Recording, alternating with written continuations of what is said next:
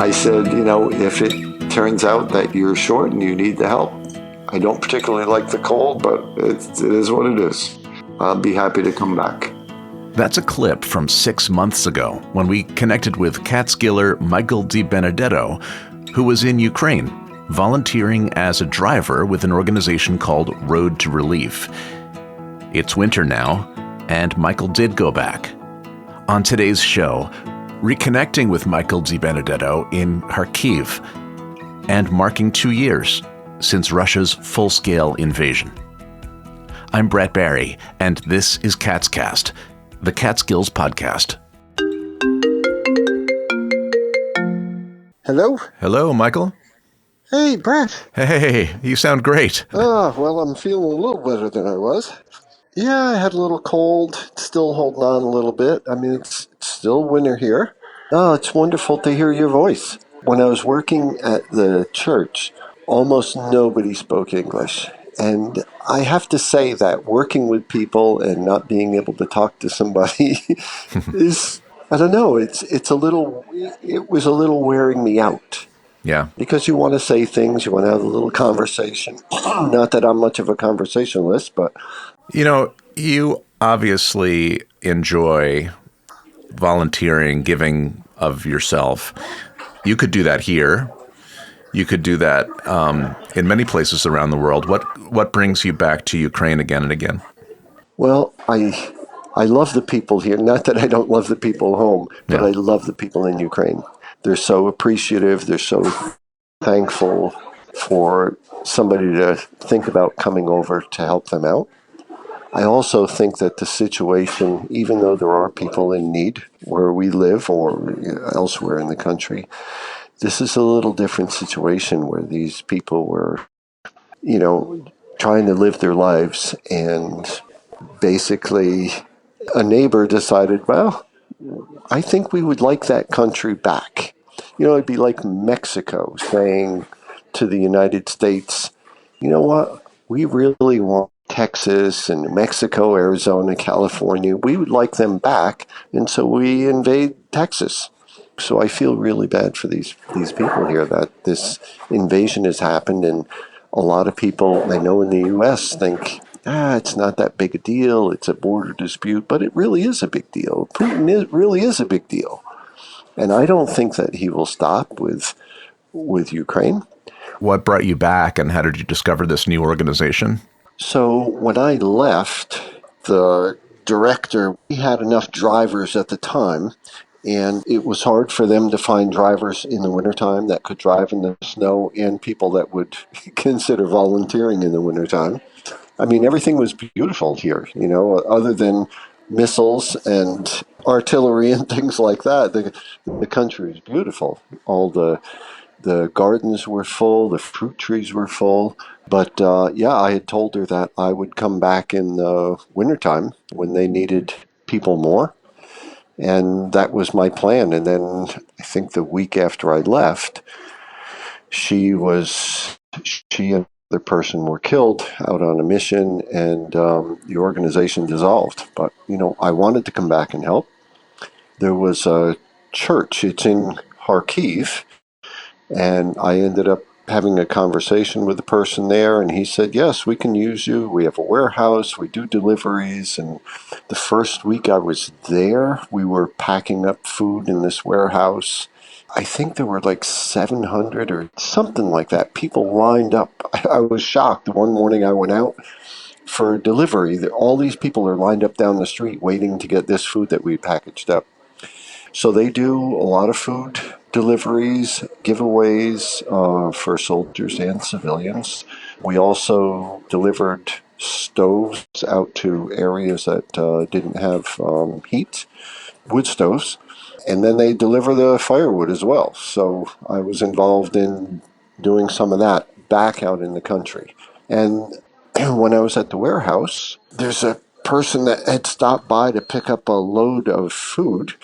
He's the volunteer coordinator for the Hell's Kitchen Bakery in Kharkiv. I stopped by and I started baking bread. And I baked bread for a while, and then I started helping somebody doing some mechanical work, and they said, "Oh, I think that we have a job for you other than baking bread." So that's what I've been doing the last week, is working making things for soldiers.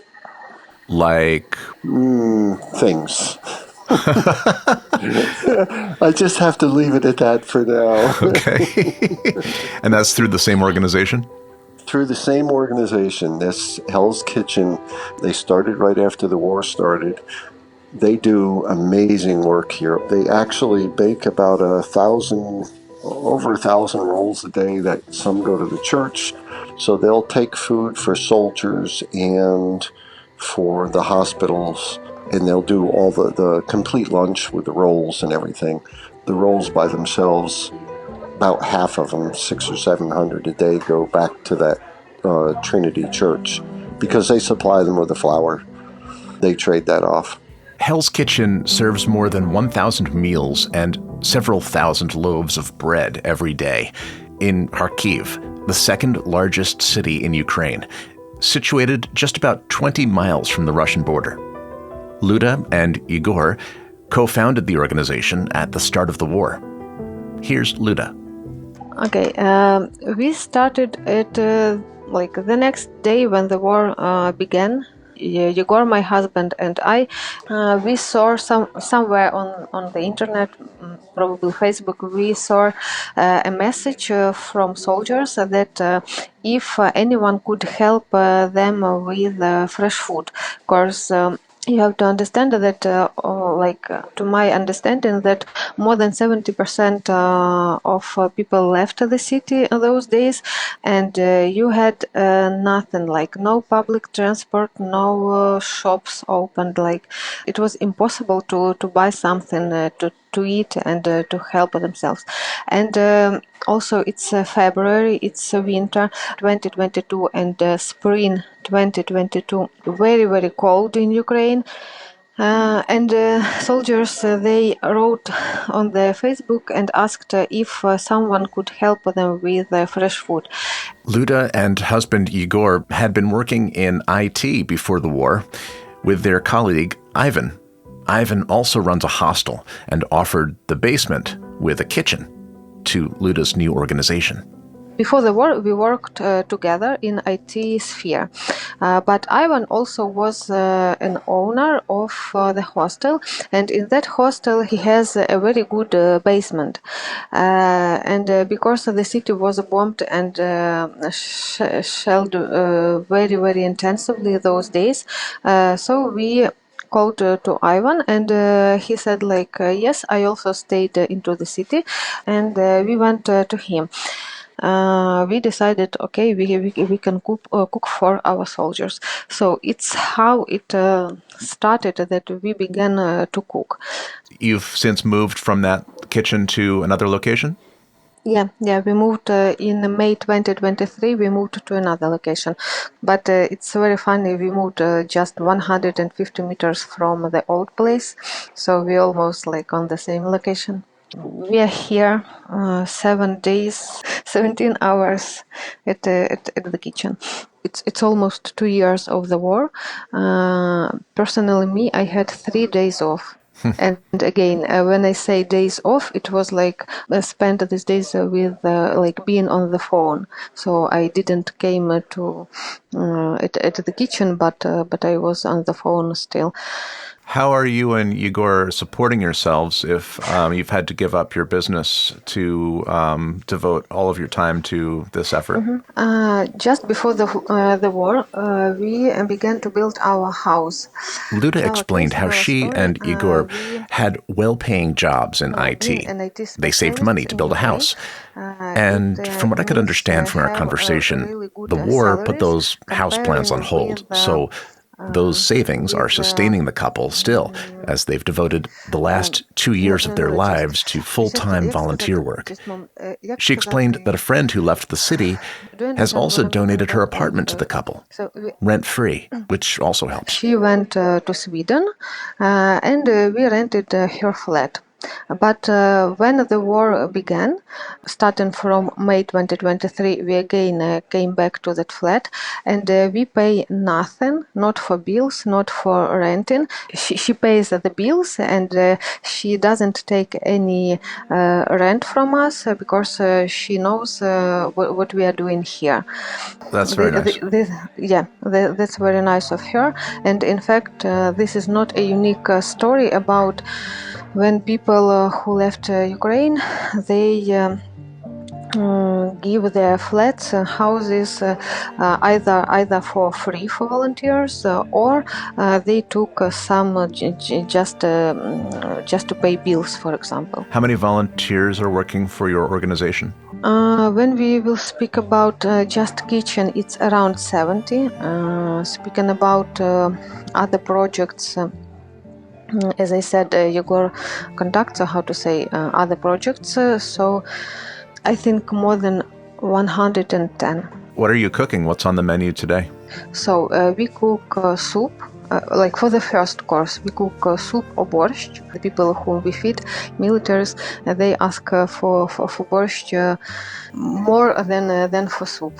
And for the second course, it's either macaroni or porridge. I know that in England, porridge it's only about oatmeal, yeah. Right. But in Ukraine, we say porridge about rice, buckwheat. So any kind of grains. Any kind of grains. Yeah, we call it porridge. So different kind of porridges. Meat, but not meat. Chicken. We buy on the chicken course meat. It's I think 3 times more expensive than chicken. Chicken and a salad. Also, depending on what kind of vegetables do we have at the moment, what can we afford ourselves to buy. And a lot of bread. And a lot of bread, 1,500 rolls every day. So you're giving food to the church, to the military, to the hospitals. Is that mostly? For church, we give only bread, and the food we distribute 50-50 for militaries and also for hospitals that are in the city. But again, you have to understand that these days in Kharkiv, it's mostly hospitals are full of injured soldiers. I see. So it's mostly going to soldiers? Mostly, yeah. These days, foreign volunteers, they help us a lot, really. For example, as I said, we have a kitchen and we have bakery. For today, I think 80% it's foreign volunteers who cover bakery. I mean, people who work on the bakery, mostly foreign volunteers. We feel this understanding, and we feel that the whole world is with us, supporting us. So it also gives us another hope, another strength to go on, to continue to fight and never stop. How's our friend Michael doing? He's very friendly. He's very nice. Not too many foreign people would hug with you, but really, I don't know. Maybe it's some kind of chemistry. But we feel each other very, very good, and he helps us a lot. And every time he stops for a minute, he has like a minute of free time, and he asks do you need some help? Yeah. Can I help you? So he's amazing. Thanks. After the break, more from Catskill's own Michael DiBenedetto, who's seemingly undaunted by things like daily air raid sirens. More on that in just a moment. When Michael's back home, he reads the Mountain Eagle, covering Delaware, Greene, and Schoharie counties, including brands for the local region, such as the Windham Weekly, Schoharie News, Cobleskill Herald, and Catskills Chronicle. For a subscription of your own, call 518-763-6854 or email mountaineaglenews@gmail.com. Cat's Cast is supported by a generous grant from the Nicholas J. Juriad Family Foundation and by listeners like you. If you'd like to support the podcast, you can do so at catscast.com. This past week marks 2 years since Putin invaded Ukraine, where Catskiller Michael DiBenedetto is currently volunteering with Hell's Kitchen, an organization cooking and serving food in the city of Kharkiv, situated just 30 kilometers from the Russian border. That's where Michael heard this air raid siren on his morning walk to work and recorded a clip on his phone. When you do get an air raid alert, where do you take cover? No place. No place. Nobody does. People are just going about their business. They're going about their business here.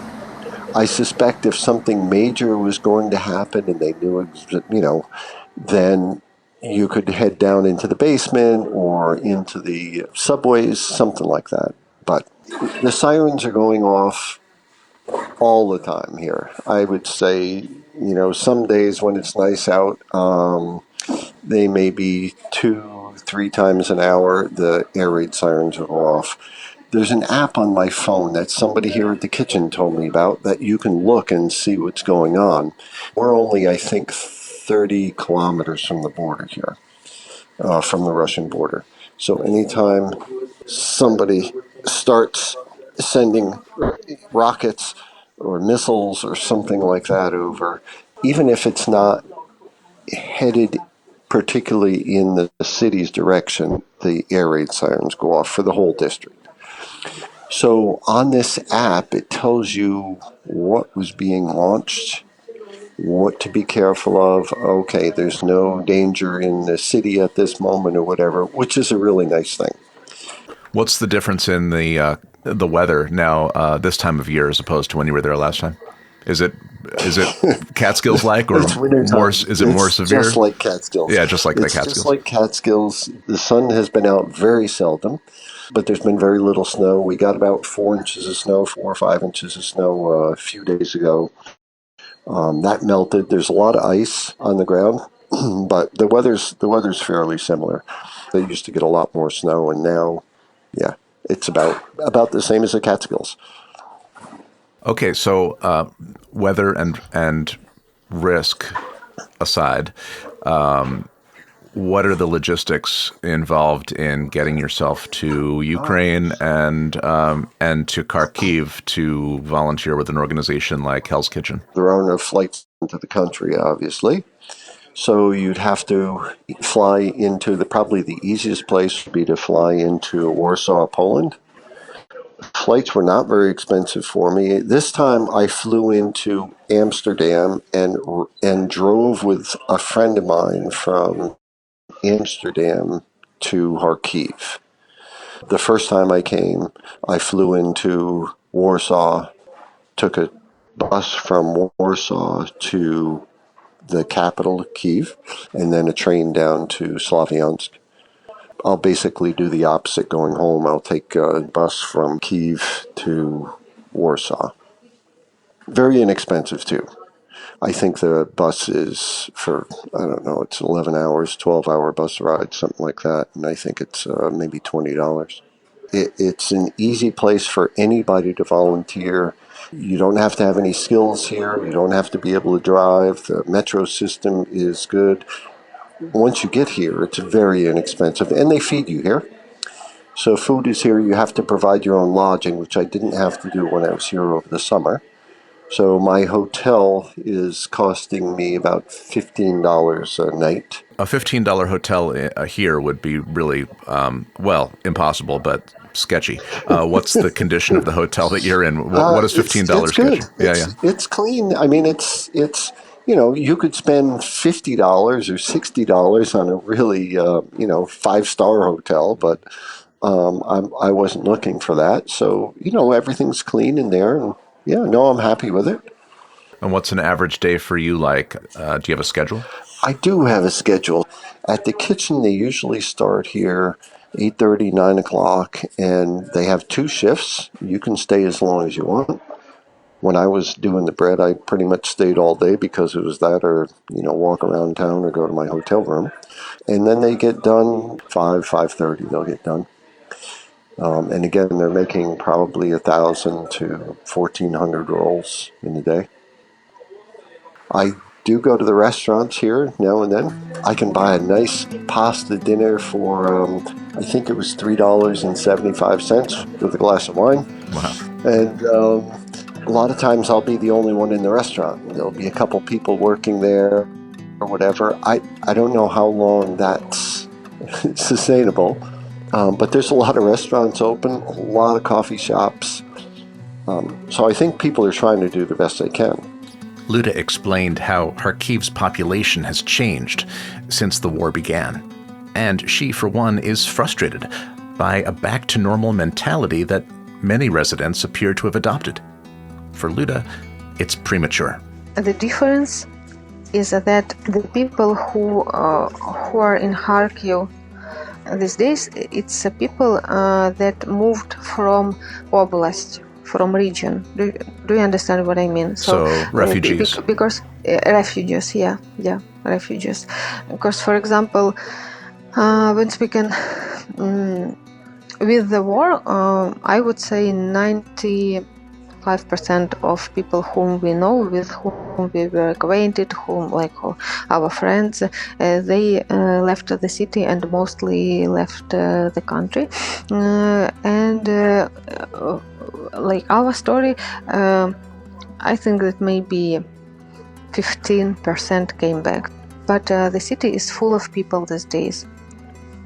The people who are there, are they going about their lives as normally as possible? Is there a sense of normalcy in terms of what they're doing with their everyday? Yeah, most of the people in Kharkiv live their normal life. People work, people go to restaurants, drink coffee, play with their children, and live their normal life. And it's for me, it's a topic for discussion, I would say, because I think that first of all, people should get together and resolve the highest priority problem, and then continue living their normal life. We have to win this war. We paid a huge price for this victory. Just to continue living our life with our choice. These days, foreign volunteers, they help us a lot. Are you feeling any kind of hope or optimism for the immediate future, or do you see this going on much longer? Personally, me, I'm waiting for the victory each single day. When people ask, how you can go on without stopping, without days off, I think, I hope, I believe in black swans. I don't know what to say, that right. Something happened and this war will stop unexpectedly. But I'm not an average Ukrainian, so. But again, it gives me hope, hope, strength, to go on from day to day. Thank you, Liuda, and Slava Ukraini. Thank you so much. Героям навіки слава. Yeah, thank you. Take care. You too. After our call, Michael DiBenedetto texted and asked if I'd speak with Hell's Kitchen's volunteer coordinator, Franklin Orozco. There's a link to that conversation in the show notes. Click to hear about Franklin's arrival in Ukraine 3.5 years ago. I went up to Minsk in Belarus, where I was teaching, and then we had that nasty election with Lukashenko and the post-election violence.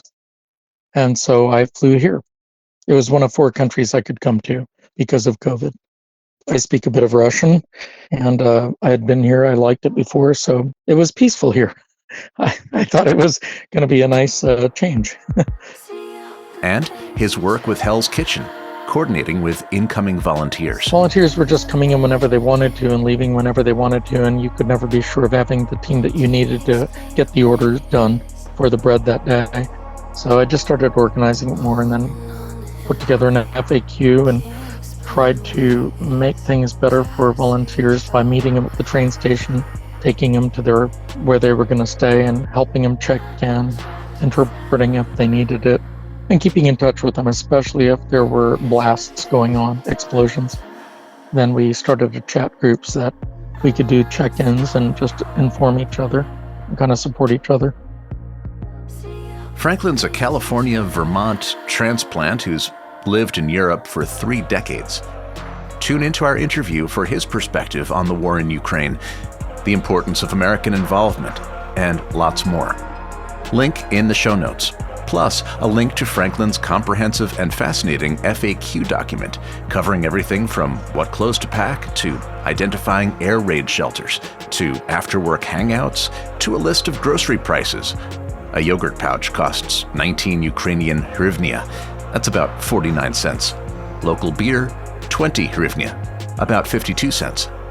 Don't forget to click on the show notes for that resource and my interview with Franklin, who's ready to welcome you to Hell's Kitchen, Ukraine.